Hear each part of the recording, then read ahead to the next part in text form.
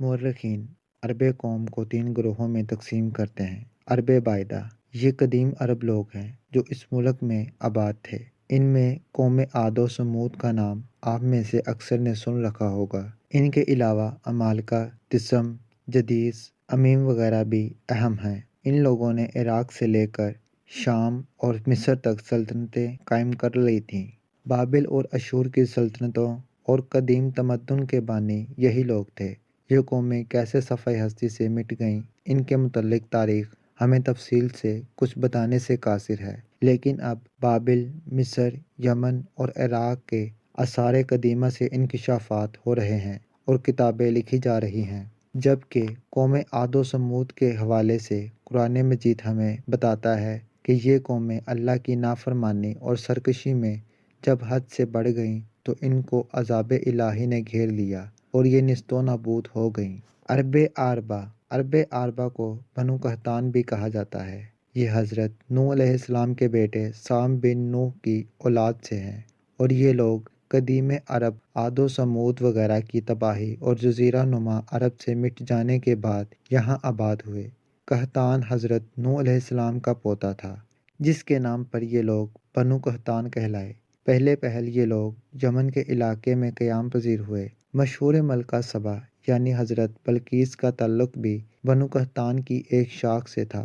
پھر ایک دور آیا کہ بنو قحطان کو سرزمین عرب کے دوسرے علاقوں میں نقل مکانی بھی کرنا پڑی۔ اس کی ایک وجہ تو وہ مشہور سیلاب ہے جو مارب بند ٹوٹ جانے کی وجہ سے آیا، جس کے نتیجے میں ان لوگوں کو جان بچانے کے لیے دوسرے علاقوں کا رخ کرنا پڑا۔ اس سیلاب کا ذکر قرآن مجید میں بھی آیا ہے۔ اور دوسری وجہ یہ کہ جب ان کی آبادی پھیلی تو مجبوراً ان کے مختلف قبائل کو یمن سے نکل کر اپنے لیے نئے علاقے ڈھونڈنا پڑے، جس کے نتیجے میں یہ لوگ جزیرہ نما عرب کے طول و عرض میں پھیل گئے، جبکہ کچھ قبائل شام و ایران اور عرب کی سرحدی علاقوں کی طرف بھی نکل گئے اور وہاں اپنی آبادیاں قائم کیں، جبکہ ایک قبیلہ بنو جرہم مکہ کی طرف جا نکلا اور زمزم کے چشمے کی وجہ سے حضرت ابراہیم علیہ السلام کی زوجہ حضرت ہاجرہ رضی اللہ عنہ کی اجازت سے وہاں آباد ہو گیا۔ بنو قحطان کا ہی ایک قبیلہ ازد کا سردار ثعلبہ اپنے قبیلے کے ساتھ یثرب مدینے کی طرف آیا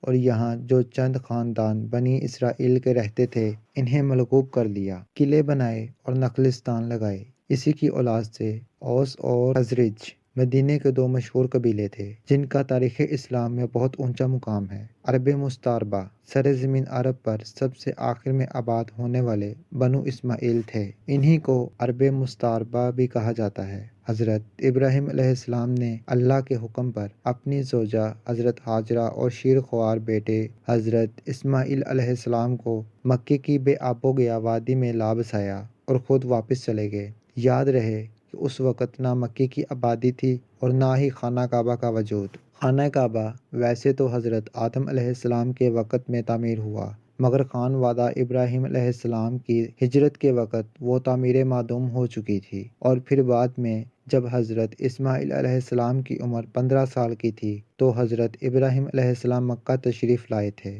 اور ان دونوں باپ بیٹے نے مل کر اللہ کے حکم پر اور حضرت جبرائیل علیہ السلام کی رہنمائی اور نگرانی میں خانہ کعبہ کو انہی بنیادوں پر از سر نو تعمیر کیا جن پر کبھی حضرت آدم علیہ السلام نے بنایا تھا۔ جب شدت گرمی اور پیاس سے حضرت اسماعیل علیہ السلام کی حالت خراب ہونا شروع ہوئی تو حضرت ہاجرہ ایک عظیم ماں تھیں، وہ بے قرار دوڑ شروع ہوئیں، جو آج بھی حج کا ایک لازم حصہ ہے۔ آپ پانی کی تلاش میں کبھی صفا پہاڑی پر چڑھ کر دور دور تک دیکھتی کہ شاید کہیں پانی نظر آئے، اور کبھی صفا کی مخالف سمت میں مروہ پہاڑی پر چڑھ کر دیکھتی مگر وہاں پانی ہوتا تو نظر آتا۔ اس دوران جب حضرت اسماعیل علیہ السلام کے رونے کی آواز ماں کے کانوں میں پڑتی تو بے قرار ہو کر ان کے پاس دوڑی جاتی، اور جب ان کو پیاس سے روتا بلکتا دیکھتی تو پھر دیوانہ وار پانی کی تلاش میں جاتی۔ اسی اثناء میں کیا دیکھتی ہیں کہ جہاں ننھے اسماعیل علیہ السلام اپنی ایڑیاں رگڑ رہے تھے وہاں سے پانی کسی چشمے کی صورت ابل رہا ہے۔ بھاگ کر بیٹے کے پاس پہنچی، اللہ کا شکر ادا کرتے ہوئے بیٹے کو پانی پلایا، خود بھی پیا اور پھر اس چشمے کے ارد گرد تالاب کی صورت میں مٹی کی منڈیر بنا دی۔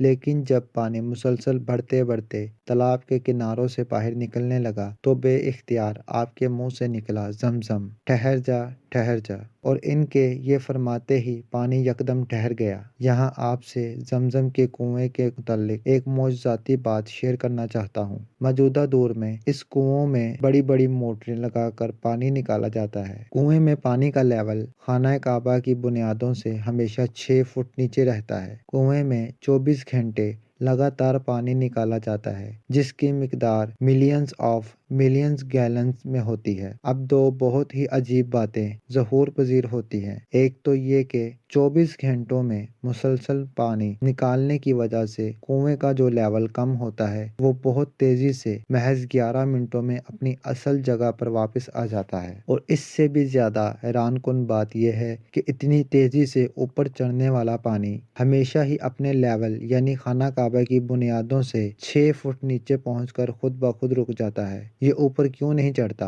اور اگر یہ پانی خود بخود نہ رک جائے تو تب غور کریں کہ اگر 24 گھنٹے نکالا جانے والا پانی صرف 11 منٹوں میں پورا ہو جاتا ہے تو اگر یہ پانی نہ رکے اور اوپر چڑھ کر باہر بہنا شروع کر دے تو تب کیا صورت پیدا ہوگی؟ یقیناً یہ حضرت حاجرہ کے مبارک فرمان یعنی زمزم ٹھہر جا کی برکت ہے کہ یہ اپنی حدود سے تجاوز نہیں کرتا، اور جتنا بھی اس سے پانی نکال لیا جائے یہ بس اپنے اسی لیول تک آ کر خود بخود رک جاتا ہے جہاں کبھی اسے حضرت حاجرہ نے روکا تھا۔ اب اصل موضوع کی طرف پلٹتے ہیں۔ اوپر بنو قحطان کے ایک قبیلے جرہم کا ذکر کیا گیا۔ سر زمین عرب کیونکہ زیادہ تر صحرا اور لکو دک پہاڑی علاقے پر مشتمل ہے اور پانی بہت نایاب ہے، تو کسی جگہ آبادی کے لیے بہت ضروری ہے کہ وہاں پانی میسر ہو۔ قبیلہ جرہم جب اپنے علاقہ یمن سے نئے وطن کی تلاش میں نکلا تو دوران سفر جب مکہ کی وادی میں پہنچا تو وہاں ان کو